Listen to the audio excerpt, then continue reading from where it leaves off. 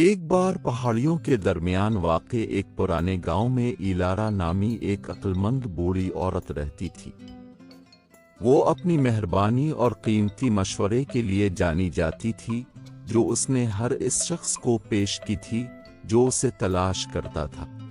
ایک دن میلو نامی ایک نوجوان دیہاتی کو ایک مخمصے کا سامنا کرنا پڑا۔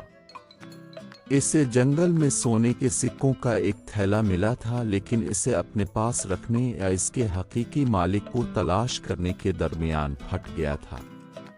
میلو نے رہنمائی کے لیے ایلارا کا دورہ کرنے کا فیصلہ کیا۔ ایلارا نے میلو کی بات سنی اور آہستہ سے مسکرا دی۔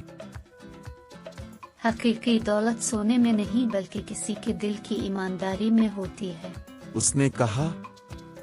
میلو کو مالک کو تلاش کرنے کی ترغیب دیتے ہوئے انہوں نے دریافت کیا کہ یہ ایک غریب کسان کا ہے جس نے تمام امیدیں کھو دی تھی۔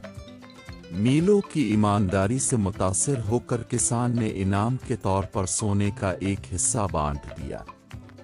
میلو کی سالمیت کی خبر پورے گاؤں میں پھیل گئی، جس سے دوسروں کو ایمانداری اور ہمدردی کو اپنانے کی ترغیب ملی، اور اس طرح گاؤں نے نہ صرف مادی دولت میں ترقی کی بلکہ اپنے اجتماعی اخلاقی کردار میں بھی ترقی کی۔